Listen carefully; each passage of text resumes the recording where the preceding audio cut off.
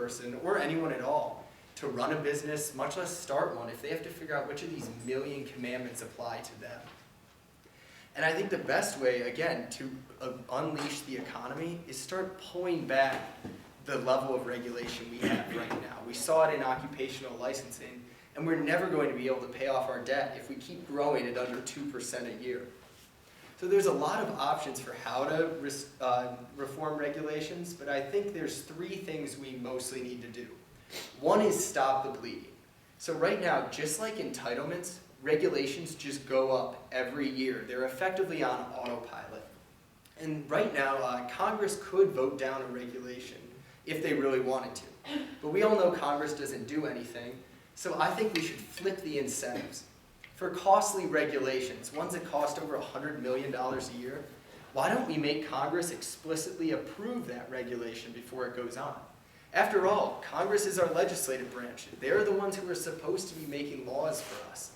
But even though they do have, again, the chance to come up and say, we want to go against this regulation, let's vote it down, it's only been used once since the late 1990s.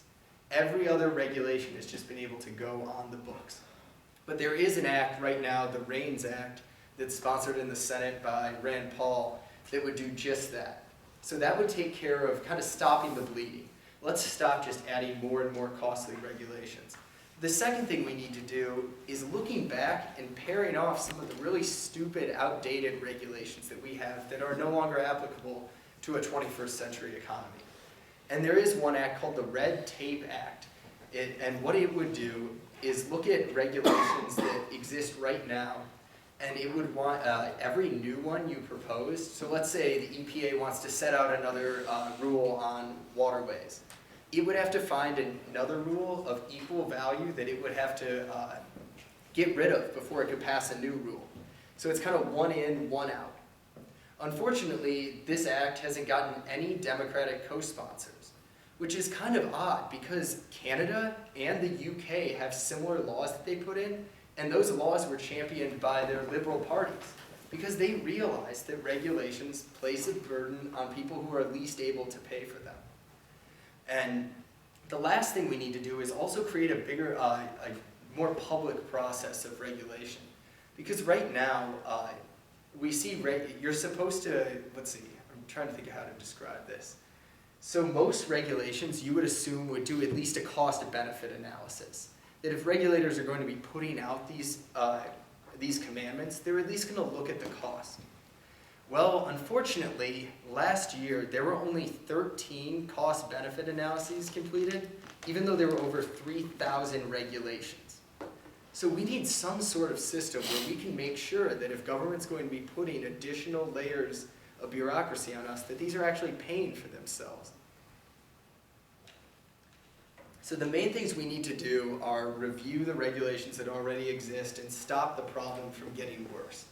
And the reason I've been focusing on regulation so much is also it's an area that young people are surprisingly excited about, or at least they understand that regulations more often than not protect established businesses instead of protecting public safety. There was a recent poll that found that only 18% of millennials thought that government regulation primarily protected public safety.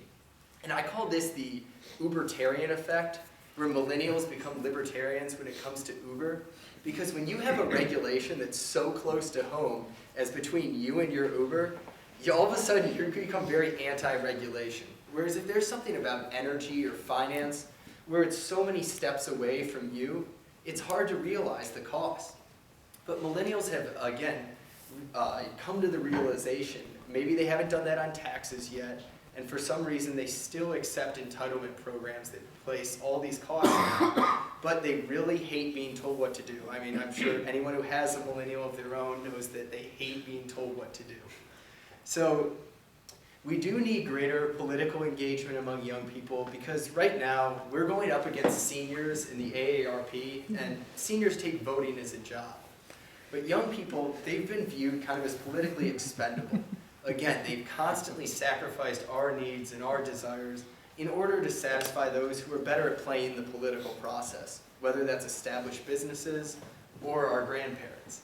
But even though I framed this a little bit as generational warfare, I don't think that's exactly what we have.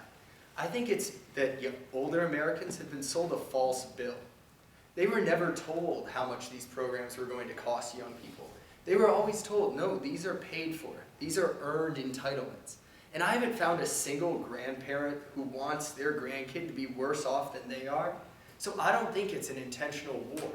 Rather, what it is a series of unintended consequences, or in the case of occupational licensing, fully intended, but laws that have went into place that have held back economic opportunity for young people. So there's a lot that I just covered, kind of hopping all over, and I think now would be a good time to dive into some of these issues or talk about some other ways that you think government policy is working against you. But I'm happy to answer any questions or use a lot more numbers if you want to get into that. But thank you.